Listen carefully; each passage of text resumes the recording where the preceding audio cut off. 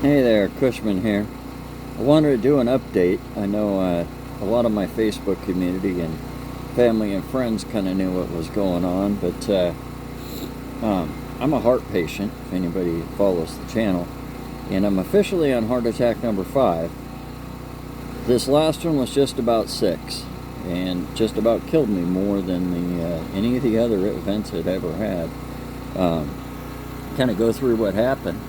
I was over on a new piece of property that we've been talking about on the channel that the wife and I bought, Shan and I bought, and dropping some trees, getting ready to go for the morning, and she's going to get coffee, and I fire up the saw, and all of a sudden I can't remember her name. Just for the life of me, I can't remember her name. I look at my phone and I see contacts, and I literally had to go back to the last phone call I made, which had been to her, okay, and I called her. And from what she said, I was repeating myself and just really confused. And she got really worried, and for obvious reasons, and I had to turn the saw off because you can't be running a chainsaw when you're in that kind of mental state. And don't use drugs. So it was absolutely crazy. I knew that I had been clogging up. As a heart patient, I had my first one at 36. My dad had them real young. So, I mean, that was just kind of, it's been the course for me. My ex-wife, Jezebel, had saved my life the first time at 36, and I come back and I just had this light pain and just a tingle in my arm, and I was smoking cigarettes at the time. And I literally stood at a sliding door and said, yeah, I think I'll have a smoke and go to bed. And, you know, one of the only kind things that female ever did. But she said, you know, why don't you have an aspirin and go get checked out? And as soon as I did, and mind you, I'm 36-year-old country boy, dude, I'm indestructible, right? I'm living on the Superman bend, right? Just, you know, Jason Aldean type, and can't hurt me. And 30 minutes later, there was a helicopter spooled up for me, and the wife and kids were wheeled out to were walked out to the security pad where they had me on a gurney and put me on the helicopter ride.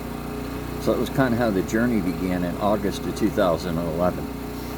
And it really nearly ended here in Tennessee. I might get a little emotional talking about it, because this one was, you might think that's a serious deal, and there were some other heart attacks that, you know, but once you walk through a few of them, I hate to say it, it's like anything else, you're like, okay, you know, next, you know, I've done this before. This one was a different ride. I showed up to the ER, and they got a history of my heart, and it was a local one in Columbia, Tennessee, outside of Nashville. And they just had the ability to perform an angiogram but not do any other surgery. And we knew that I might be due for a bypass. I had a total, once they counted them, including all the reocclusion stents, I think my total count was at 16. So we knew that I couldn't have any more stent work, because otherwise you can't bypass. And so we knew that that might be a chance. And I remember I was wide awake. They went through the wrist on that angiogram, which I'm going to talk some heart terms here, because being a long-term heart patient, you kind of get used to it, right? So if you're a heart person or a medical person, you'll follow along pretty quickly. If not, I apologize. But they went in through my wrist, which is a really easy one. It was a local anesthesia. I was wide awake talking to the surgeon, just like I am to you guys. And he backed the camera out and says, yep, we're all done here. He said, I want you to take a look at this. And before, it had always been my RCA and my circumflex, or, you know, never my widowmaker. This time my widowmaker, the left, the LID, the one that people just all of a sudden fall over from, the one you don't want to mess with, that one was a 70% blockage, had never been the case. My circumflex down the front was 100% blocked, and my right coronary artery halfway down had ceased to flow. It had somehow, he showed me on the angiogram as it was running, it had bypassed the small vessels into the left, and they were exchanging blood flow there somehow, and that's how I was alive. So basically I had 100% blockage on my right coronary artery. The circumflex was 99, and an occasional, like a 1% wisp, you would see a little bit of blood flow, but basically the whole bottom half of the screen was black. And he said, there's nothing we can do. We've got to have a transport for you. And so they sent me to Centennial Heart Hospital. Shout out Centennial in Nashville. And they went in and they told me, they said, yep, we're going to go in. We don't know if we can fix the right coronary artery because it's got so many stents. We don't know if there's a good place, because with the bypass, if anybody's familiar, they have to tap in on the top in an area that's clean. They have to be able to tap in to bypass around the bad area and into another. So they've got to have two sites that they can go into. And there were so many stents, they said, we know that we can fix the left for you, and we know we can fix the other artery for you, but we're not sure about the third vessel. And they said, you now have multiple vessel disease, advanced coronary artery. I mean, this is, we're going to see what we can do, but we should be able to save your life. And so they went in, and you can see the new scars right here.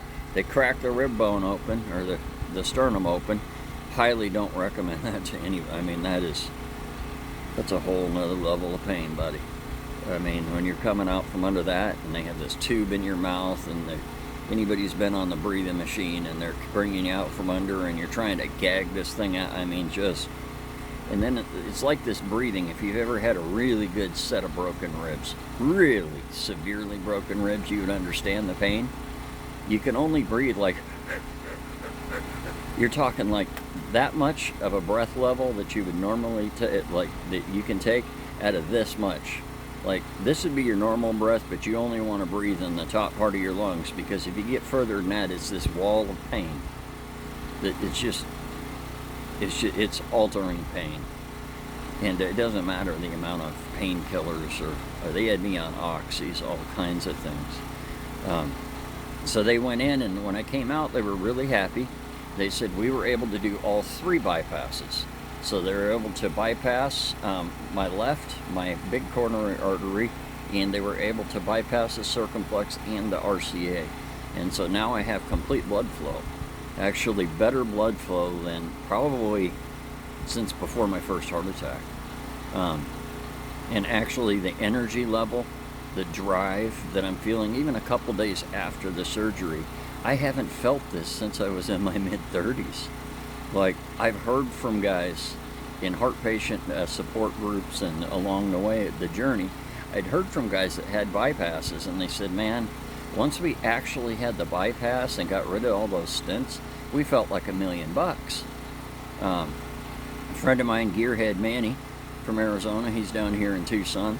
I guess he's got some family, he has a parent figure at 75, has a heart of a 35-year-old, can go out there and work with the young guys and that kind of thing after a triple bypass, right? So in essence, what I had was a triple bypass. God is good. Whether or not anybody's a Christian that watches this, I am. And my life was spared. I mean, they did not understand. My heart, in essence, on the right side had bypassed itself between the RCA and the left, and the small vessels were trading blood flow. And that was the only reason that I was alive, and I shouldn't have been. The surgeon just, they couldn't understand, I should, like the guy doing the original angiogram at Maury Regional in Columbia, he says, man, you're blessed. He just said, you're a blessed man. And I truly am, to be able to be sitting here, that part. Yeah, bless me. So I should have died. I would have died, and to be a smart ass, because I am, I would have died doing one of my more fun activities in life throughout my life has been running a chainsaw, tree falling, wood cutting. I've always loved running big, hot still saws, 44s, 66s. And so running a big still saw, I guess I would have gone out doing something I really, really loved if that was the case. But apparently God has plans for me and the wife, and obviously she never left. The first time during this heart journey, I was married the whole way before, but it was a really toxic deal. This was a different experience. I actually had somebody in my corner that was just a pit bull fighting for me. And just, well, anybody who knows Southern women understands how they take care of their men, right? And just absolutely amazing.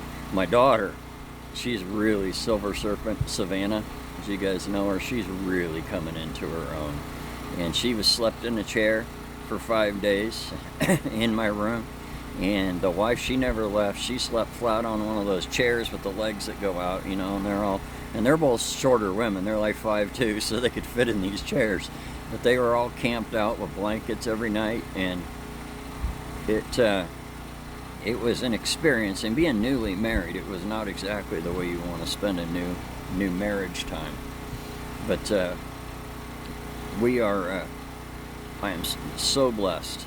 And we do have another announcement for the channel. Reverend Pastor Dan Young, who's been a family friend of ours for at least 14 years, and not just a pastor family friend, we're talking like a father to me for decades. I mean, that man's just been, you know, one of those things where we would see each other 3-4 times a week. A lot of times we would talk to each other every single day on the phone. I mean, just a friend, and a grandfather to my daughter. He and his wife decided that, you know, I mean, it's getting really expensive in Arizona to afford the lifestyle. And so they ended up selling their house, and they are joining my wife and I on this 5 acres. And they have purchased a 16 by 52, 3/4 finished, from Express Buildings. Shout out Express Buildings if you guys want to look them up. They have a 16 by 52 that we're doing the site prep for, that's going to be delivered. And this new land has septic on it already. It already has a driveway in. It just needs some tree fall cleared from the storms. And we're going to be continuing on with the channel. And the cool thing is, coming here to Tennessee, I didn't know I was going to be married. I mean, I figured my race had been run. I'm a heart patient. I just figured I'd work myself. My last few breaths would be building my daughter a homestead out here. Well, she gets her 6 acres. It's all hers. She's up there by herself right now, with the dogs and the animals, as she loves. So she gets her own land, and then Daddy and old Grandpa Dan, and Kathy, we get our section there with my wife and I. So we're going to be down on 5 other acres.